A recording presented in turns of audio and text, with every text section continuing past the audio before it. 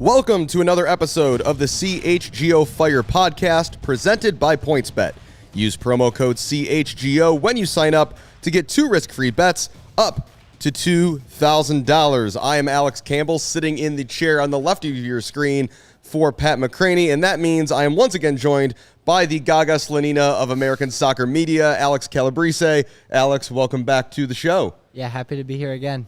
So we're going to get into all things Fire over the last week. Pat and I declared them basically dead on the show a week ago. Since then, they scored 3 goals, conceded none, and won 2 games. So maybe they're not quite dead yet. But before we get to all that, a reminder that only a week and a half away, Fire and Red Stars doubleheader at Soldier Field, and that means we've got our CHGO soccer tailgate.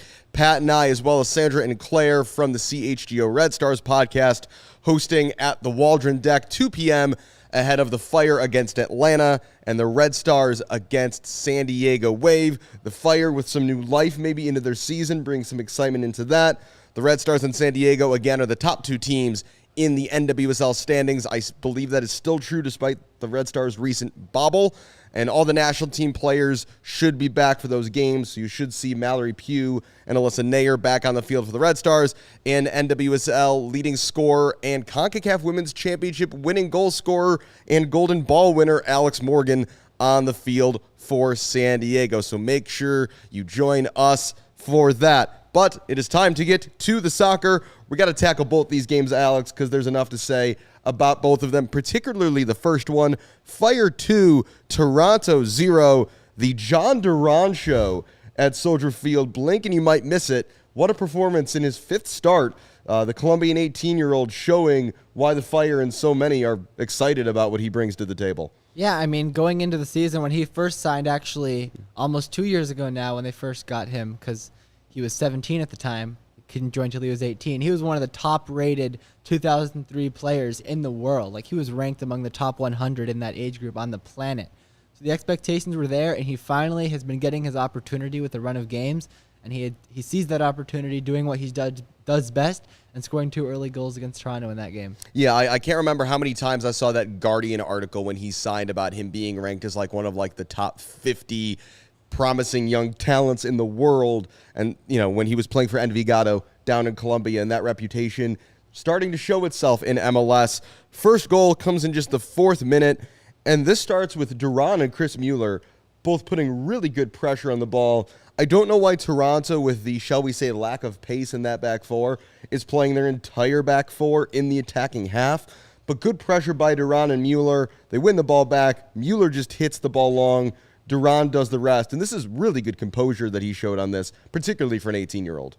Goalkeeping wasn't fantastic. He did kind of move out of the way, but you still have to put the ball in the net, and he did do that, and some other players wouldn't be able to do that. So the other player, the player who, in addition to Quentin Westberg, who did not cover himself in glory in the goal, not a great start for Chris Mavinga in the back line of Toronto, as he just gets totally outrun by John Duran, and this game would not get better for Mr. Mavinga, or should we say the entire Toronto defense, because just 12 minutes later, 16th minute, we get another goal, and the finish is kind of similar from Duran. He ends up in alone after just completely burning Mavinga and puts a nice finish past Westberg, who, again, should he do better? Maybe, but the story of this goal is that ridiculous flick from Brian Gutierrez. That goal was just fantastic from Guti and from Duran, 2 players born 2003.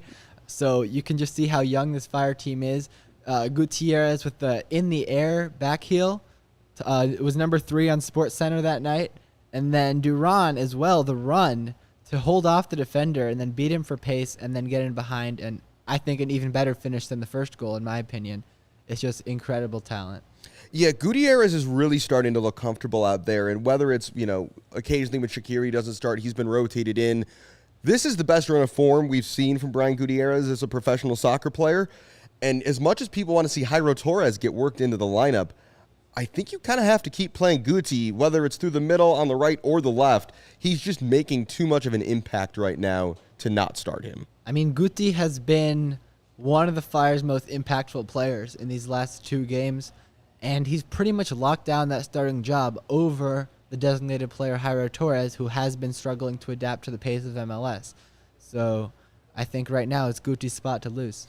And we have been hearing about Jairo, that the Fire do want to get him worked in more, that the Fire are not tremendously concerned about his fitness right now. They're trying to get him up to fitness. You know, there's no weird conspiracy theory here that like, oh, is he like injury prone or like what's the deal? It doesn't make any sense.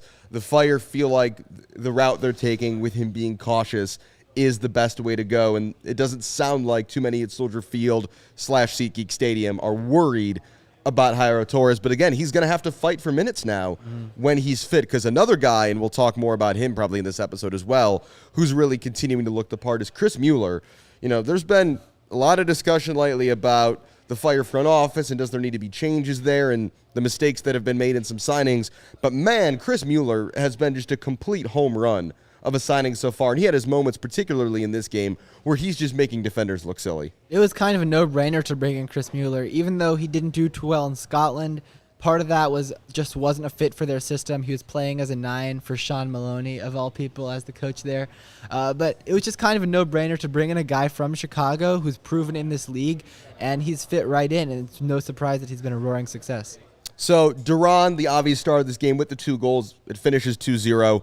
Second youngest Fire player ever to score a brace, slightly losing out to DeMarcus Beasley against the Dallas Burn way back in 2000. So it's been a while since the Fire had someone of this age doing this sort of thing in a game. Been longer than Alex has been Literally alive. longer than Alex has been alive. Over 3 years before I was born. Duran was born 3 weeks after me, so... So yeah, there's your reference point. If you didn't feel old already listening to or watching this podcast, I'm sure you do now. Speaking of young 18-year-old Fire players doing well, Gaga Slonina, we think back a couple months, we were talking around that time where he was making the international decision. We surmised that he just looks like a kid with way too much on his plate right now, and that hypothesis has really held a lot of water since, because ever since that, he's basically turned it around. 9 clean sheets now, including the Seattle game, which we will get to shortly. He is looking back to, this is the best I think I've ever seen Gaga play these last few games. For sure. He started the season really well when the Fire were doing really well, but at that time he wasn't facing a lot of shots, to be fair. Then during the 10-game winless run, he was really, really bad. And that was also around the time of the international decision, where he was choosing between the U.S. and Poland. That was clearly weighing on him. He makes the decision, comes back from the international break where he got some time to recover, to rest, and he has only played, in my opinion, 1 bad game since then. Every other game he has been lights out and has been pretty much perfect, and now every time New York plays after the Fire, he briefly holds the most clean sheets in MLS because Sean Johnson is also getting a lot of clean sheets, but he's either first or second at all times, and it's just fantastic. He's still just 18 years old. Well, and especially for a keeper of that age, and this is a criticism that's been levied at Gaga in the past, is that sometimes he doesn't get quite that jump you want to see. He doesn't quite get that lateral stretch. He made 2 just phenomenal fingertip saves in this game. The first one's right at the end of the first half. Mark Anthony Kaye, making his debut for Toronto FC, launches a shot with his right foot that was headed for the inside of the post. Gaga gets a fingertip to it, and then late on, as Toronto were just clawing for anything, Crescito fires a long-range shot from outside the box that Gaga just tips over the bar. So it's good to see Gaga having to face these challenging shots rather than the defense just playing well enough to keep them away.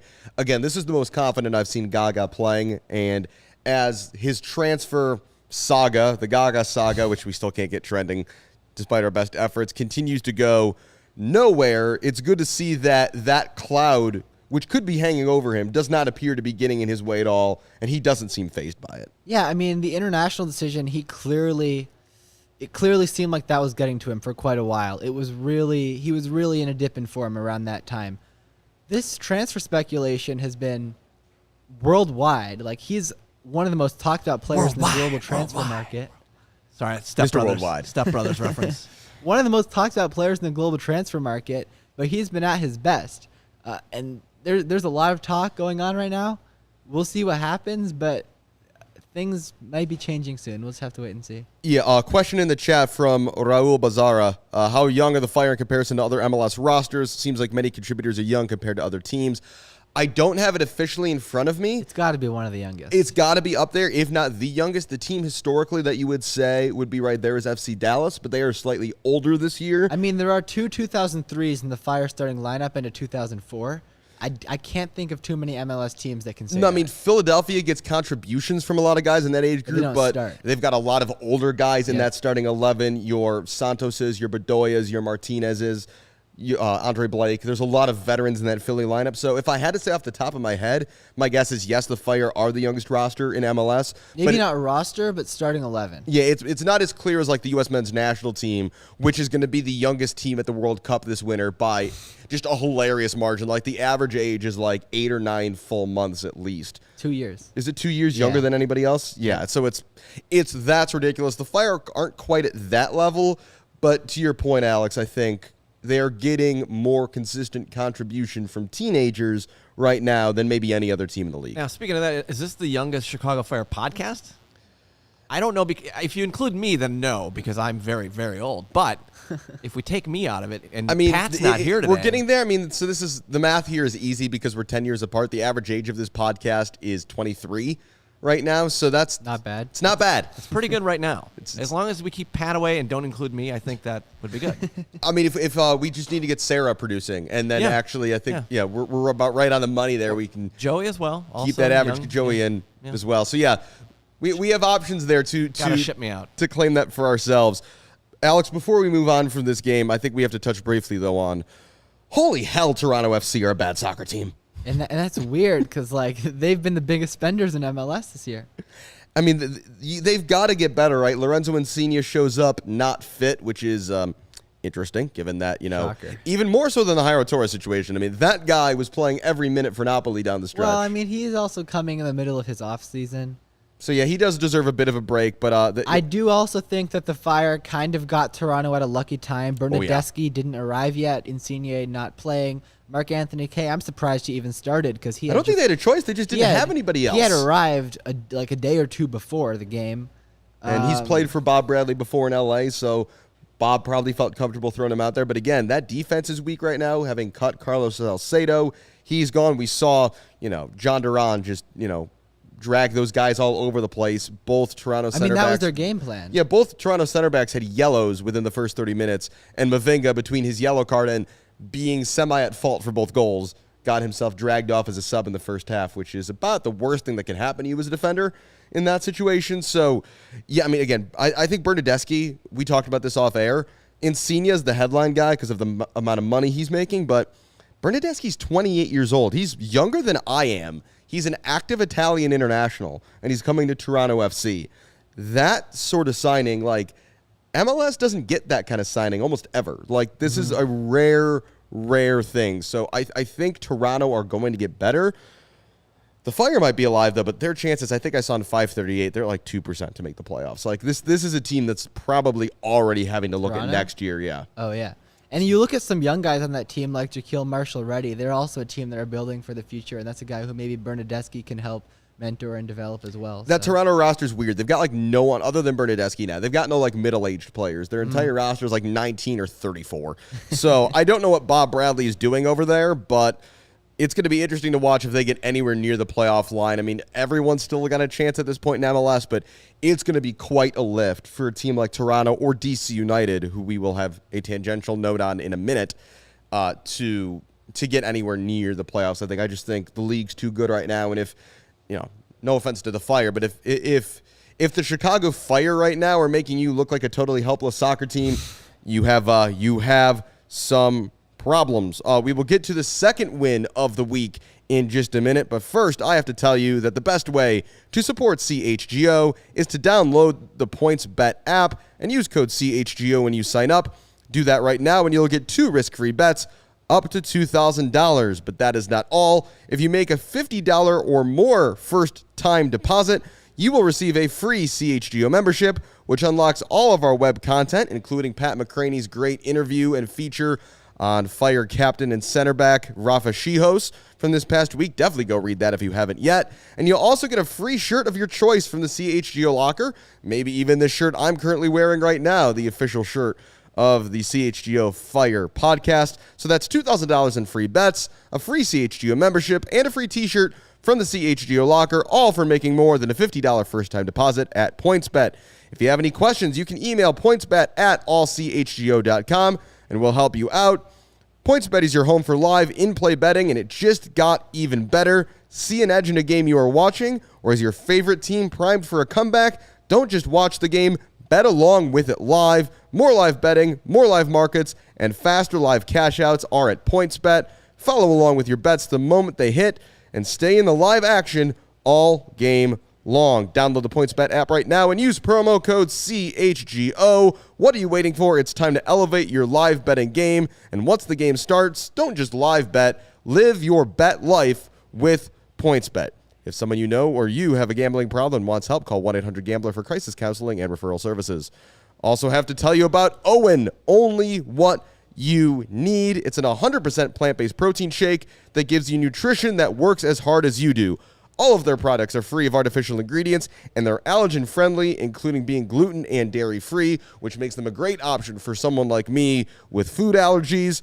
I actually first heard about Owen from Chicago Bears quarterback Justin Fields, who follows a plant-based diet himself and will be doing so as the Bears convene training camp next week.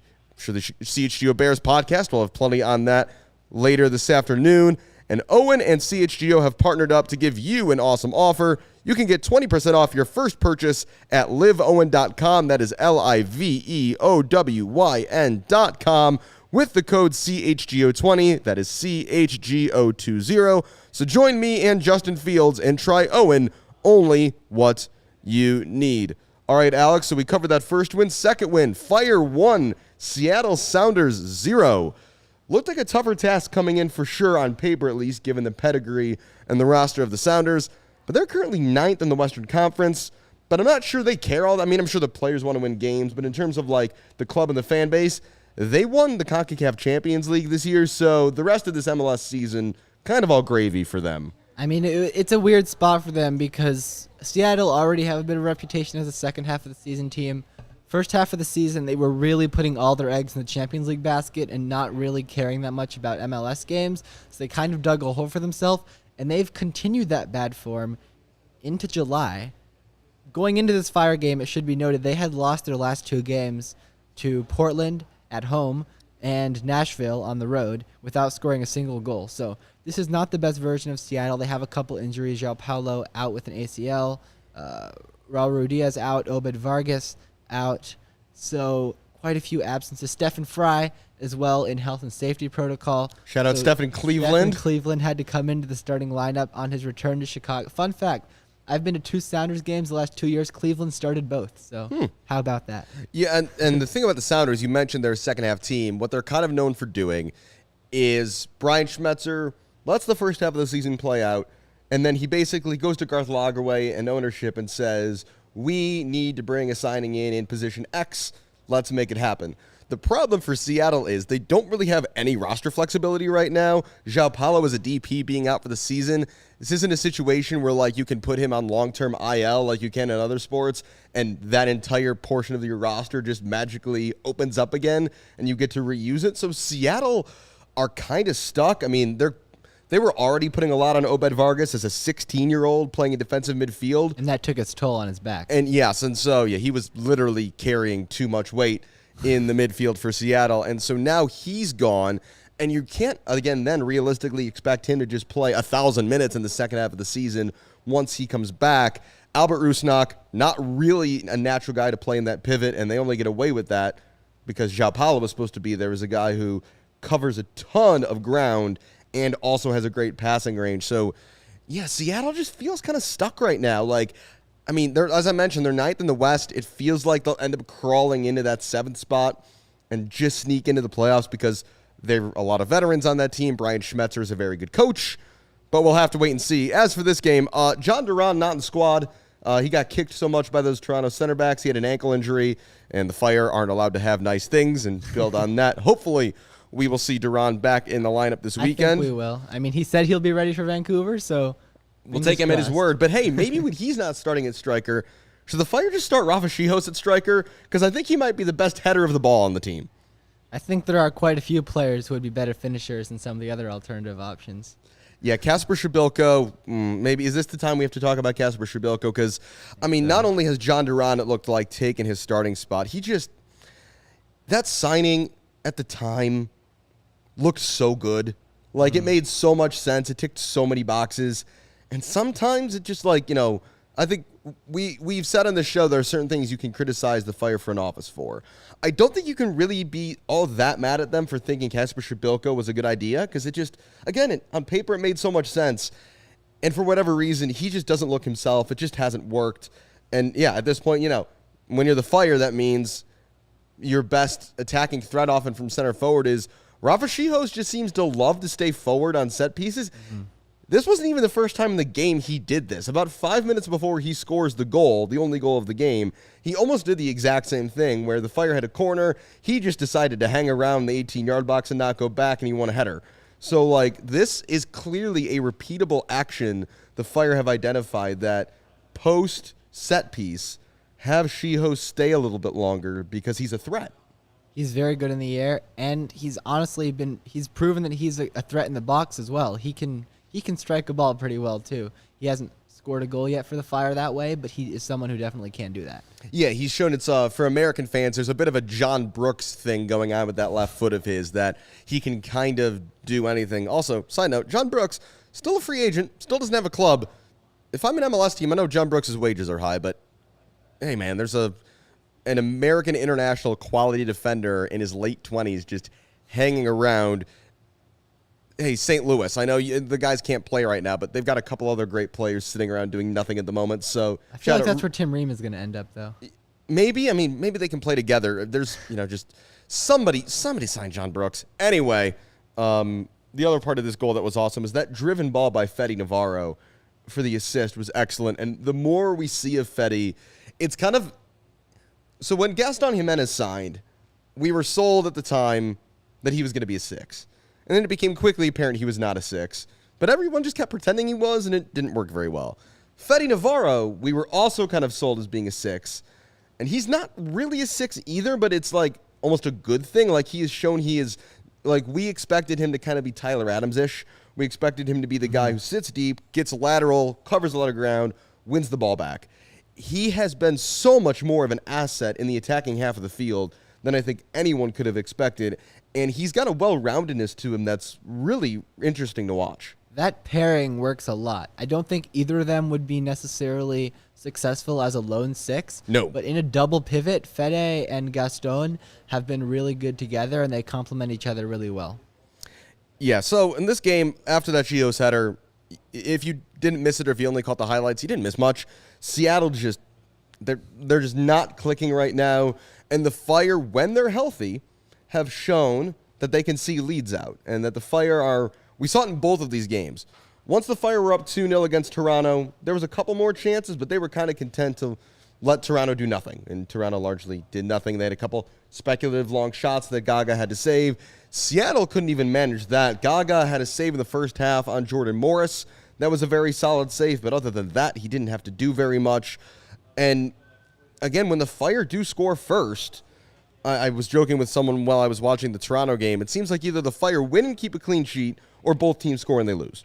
I mean, we talk about the Fire closing out games. What I should mention, which I probably should have mentioned about the Toronto game, but after the Columbus game, after the loss, the team had a 45-minute to an hour meeting where everybody just sat down and Ezra basically said, look, we should have 12 to 15 more points than we do right now. What can we do differently? And everyone came out of that meeting more energized, and that has allowed them to go on and beat Toronto and the CONCACAF Champions League winner Seattle. So a lot of credit to Ezra for that, even though he still does have some growing to do as a coach. Yeah, we've seen some criticism of Ezra the past couple weeks, and I think that is fair. I mean, the substitutions are too predictable, for one thing. The substitutions patterns, I mean, that's just a Fire manager thing from the past several years. The substitution patterns have never made sense. But when you watch that Columbus game, yes, the players are partially at fault, obviously, but when you blow a 2-0 lead like that, like, the first look's got to be the coach. So it's really refreshing to then see Ezra be able to take a step back and say, all right, something's wrong here. What do you guys think? So again, Ezra's got growing to do. This team's got some growing to do. And the past two games have been really, encouraging. Speaking of learning things, what did we learn this week, Alex, from these two games? We've touched on some of this. John Duran gives the Fire attack something Kasper Šibilko does not. That's kind of just irrefutable, I think, at this point. Would you agree? Yeah, I think so. The second thing I have is, and we just mentioned this as well, when the Fire are healthy, they can see out leads. But it feels really weird that the Fire's performances seem directly tied to the performances right now of Carlos Terán. At least recently, he was terrible for 3 games, and the Fire looked awful during all of them. And then he's been good for a couple of games, and the Fire looked good. It's just, I really hope the Fire's entire system, with and without the ball, is not dependent on a young center back playing up to his potential every week. I also think that another takeaway is that when the Fire go into this upcoming offseason, it's looking like Boris Sekulic is very likely going to leave after this season. John Espinoza just isn't going to be good enough to take over that role. So if Sekulic does leave, as looks likely now, they're going to need to look for a new right back, because Espinoza, they thought he was going to be the guy of the future. I just don't think he's going to be up to that level. A potential TAM spot open there for a right back. And, hey, that's an interesting thing. This is a conversation for another day, but the U.S. men's national team player pool has a lot of right backs who need homes. Shaq Moore just found one back in MLS, so that's good to see. So, you never know where you can find a right back, particularly an American one. They are there are kind plenty of them out there. Everywhere. We talked about Gaga having shaken off whatever was bugging him when he was making that international decision again. 2 clean sheets, now 9 on the season, tied for the lead with the aforementioned Sean Johnson. And the Fire aren't dead quite yet. Reports of their demise might have been greatly exaggerated. Maybe not greatly exaggerated, but at least slightly. 538 currently gives the Fire a 17% chance of making the MLS Cup playoffs. They currently sit 4 points behind Cincinnati in that final playoff spot. We have talked a lot about what we have made of this week, and after one quick break here, we're going to get the thoughts of you, the audience. We asked for your just general reactions on what on earth happened this week. But it's time for the PointsBet pick of the week. And Alex, I just mentioned Gaga Slonina, back-to-back clean sheets. I think he might be able to make it 3. The Fire have never won in Cascadia against Portland, Seattle, or Vancouver. But that's not required for Gaga to keep a shutout. Gaga Slonina and the Fire to keep a clean sheet, plus 300 right now on PointsBet. And after the Fire's last 2 performances, that feels like an opportunity as they travel to Vancouver, who are a solid enough team, but not exactly an offensive powerhouse this weekend. I think it's entirely possible. I mean, again, the Fire have, like you said, they've had a lot of trouble going into Cascadia. Since 2009, since Seattle came into the league, the Fire have never, ever won a game there, and they only have 4 draws. And that's 13 years of games against 3 different teams. But hopefully that can change. It's also an unscheduled Zay Soccer Pod derby, as Julian Gressel has been traded to Vancouver. And so him and Fabi Herbers get to hang out again this weekend. Game's at 9 o'clock on Saturday. But it is time to get to what I'm just calling mailbag musings. What the bleep was that? It was a weird week to watch the Fire be as good as they were. And we are going to start with a very simple, straightforward question here. This one is going to be from Jake Fine. And Jake Fine simply asks, are the Fire back? Alex, are the Fire back? Have we heard this before, though, is what I want to say. Because, it's 2 great performances in a week. Actually, it's 5 great halves out of 6 in a week.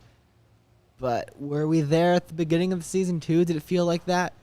So, while there's definitely reason for optimism, I don't want to jump the gun and say they're back. Yeah, I'm kind of with you there. I think we need a little more. I think we need a little more runway before we say the Fire are officially back. I mean, I think we need to see them, if they get above the playoff line, and then suddenly they can really string some things together. I think then we can say it. From another Jake, this is from Jake Payne. What's the plan for Andre Reynolds? Jake says he seems to be in some sort of purgatory on the bench. Andre Reynolds has been in a weird spot, Alex, because we've seen Chicago Fire 2, Victor Becerra with a hat trick this past weekend, unfortunately in a losing effort. We've seen Chicago Fire 2 be a good opportunity for a lot of those homegrown kids to get minutes. And then a lot of them then end up on the bench for Fire games. Andre Reynolds has been in a weird spot in that largely this year he is not starting for Fire 2, but he's always on the bench for the Fire and often doesn't get into games. He started a couple when Johnny Bornstein was unavailable and Miguel Navarro was out with COVID protocol. So what is Andre Reynolds' role at this point? I think you and I would agree. We'd like to see him starting for Fire 2 every week if possible. I mean, the plan for him is to just be, whether it be a starter or as a backup, just in the future plans for the Fire first team. There's no doubt he's in the plans. Right now, he's the third string left back, which is kind of an awkward spot to be in. With the second team, he actually started on the wing this week, which also makes me wonder, are they actually going to try and continue playing him on the wing? Because he did play on the left wing for Fire 2 this weekend. They did lose, of course, but I don't know. It's just a tricky spot for him to be in when you're the third choice left back.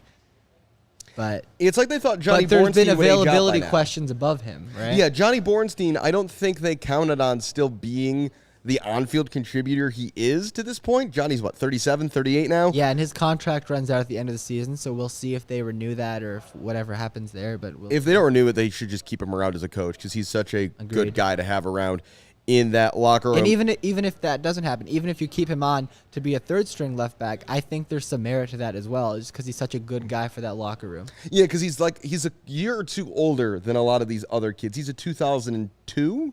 Reynolds? I want to say he's 01, actually. Oh, yeah. So he's got a year or two on the likes of Guti, Becerra, Moniz, Casas. He's a guy who can help those guys make that transition into first-team professional soccer life as he's, kind of got thrust in there. Never forget that Andre Reynolds started that first-ever Leagues Cup game against Cruz Azul a couple of games back. What a time that was. Jake also mentioned Carlos Terán, and that's a good transition to our third question. This is from Chris Pellegrini. Is the Chijos-Terán partnership solidifying quickly enough for the Fire to make a playoff run? And as we were just kind of talking about this, Alex, one, it's an availability question. Rafa Chijos has picked up some knocks. He's on the other side of 30. He's a veteran. Carlos Terán has not exactly been the healthiest player in his young career. So that's the first thing. Those guys both need to stay on the field. But then it's also up to Carlos Terán to be able to put these performances, string these good games together. Because we have seen his floor is low. I mean, his ceiling is clearly very high, but the distance between the floor and the ceiling for him is enormous. And it really feels like week to week, you're almost rolling a dice of where on that spectrum he's going to end up. I mean, with Terán, the potential is there. He can be one of the best center backs in MLS. That's his potential. It's just about consistency. That's what he really needs to find. In the last couple games, he has been pretty good. The last 2 games, he was excellent. But it's just, can he get that every single week? Because that's how good he can be. But he also has these games where he has lost the Fire multiple games this season. So that's what it's about. Yeah, you go back to that Columbus game. Him and John Espinoza had quite the display in the second half of that one in some defensive errors. The last question we've got is from Juan Santoliva, and this is an interesting one. If you could pluck any MLS vet, we're going to ignore roster rules. We're going to not, but we're also going to keep some realism. If you could pluck an MLS vet out of another team and drop them onto the Fire, who would you pick? And we've got a couple thoughts on this one. I think in general, the areas we agreed might most be helped by more veteran presence would be a forward option and maybe a center back option to just kind of shore up the Fire's depth in those positions. So the one I thought of was Andrew Farrell. That's the first guy who came to mind for me. Center back, New England Revolution? Yes, and I just think he's been really, really good for the Revolution, who are a team that are probably going to go into some sort of a rebuild soon. They've been kind of having a weird season. Adam Buxa out. Yep. Obviously, Tejan Buchanan is gone.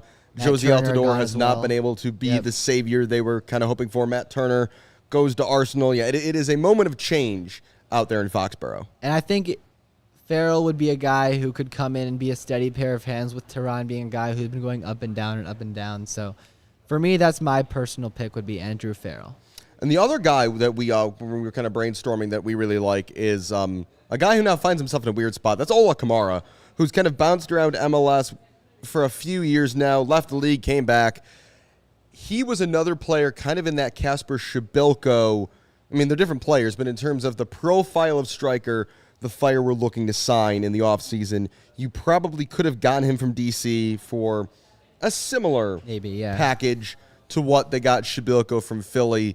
And with, Wayne Rooney is coming into that DC United team, we really don't know what to make of Ola Kamara at the moment.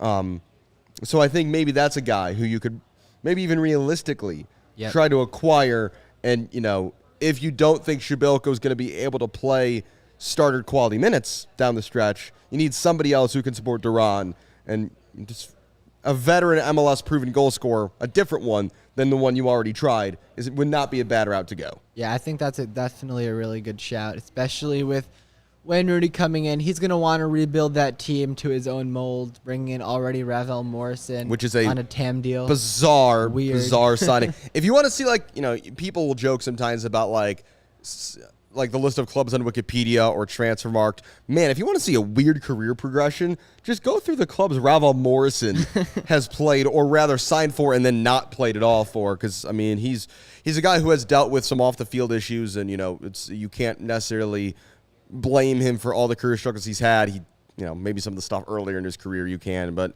it's going to be interesting to see if Wayne Rooney can make that work. Again, DC United and Toronto are both these projects right now. It's things can't get any worse, and you're doing a lot of things, and so we'll have to wait and see. But yeah, the Fire, we've heard rumors that they want to be active this summer, but I don't know how active they can be, A, without the Gaga situation resolving itself first, and B, you'd have to free a DP spot if you really wanted roster flexibility, and the only DP who you could even think of moving is Gaston Jimenez, but then you'd have to find someone to pay you a transfer fee for Jimenez, which is its own separate conversation. Yep. So in terms of the realism of the Fire doing anything, the really only open roster area they have right now is they do have a U22 initiative spot free that they could I think they're going to be a little bit more calculated with that one. Maybe we'll have to wait till next season for that. They are definitely looking at bringing in a replacement level center back. There were some rumors about a guy from, I think it was Sweden or Denmark. It was some Scandinavian league.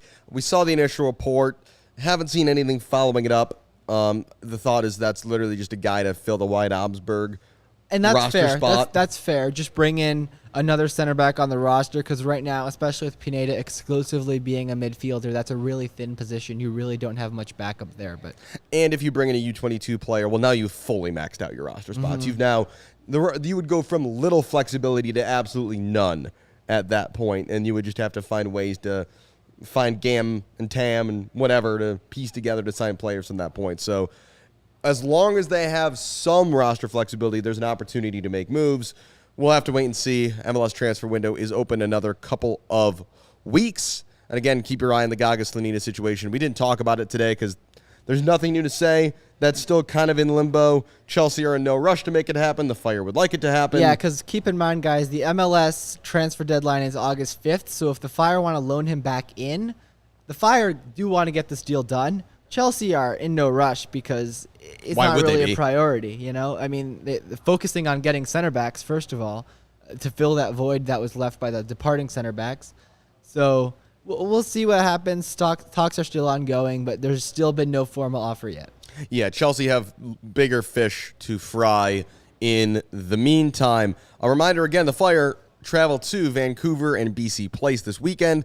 That's a 9 p.m. local kickoff time on Saturday night. And again, 1 week from Saturday, Fire versus Atlanta, Red Stars versus Wave, CHGO Soccer Podcast, tailgate at Soldier Field. Be sure to come out and join us for that. We'd love to see as many of the listeners, those of you who support and make this show possible, out at that tailgate and enjoying hopefully a beautiful Chicago lakefront Saturday afternoon, and hopefully 6 points on the day. We will have one more show, though, of course, between now and then, so join us next week, where hopefully we're talking about a third straight shutout and a third straight win. Pat McCraney will be back with me in studio for that one, but for now, Alex Calabrese, thanks for coming back in. Thanks for not leaving us for a more prestigious English soccer podcast. I don't know if Gaga's going to Chelsea, so maybe you're going to go off and join like the Athletic Football Podcast or something in a equivalent move due to your potential and talents. Thanks for spending a day of your summer vacation with us. I'm sure we'll see you again down the line this season as more fire teenagers continue to do cool things. Thank you for having me on again. But for now, I'm Alex Campbell. This has been another edition of the CHGO Fire Podcast, and we will see you next week.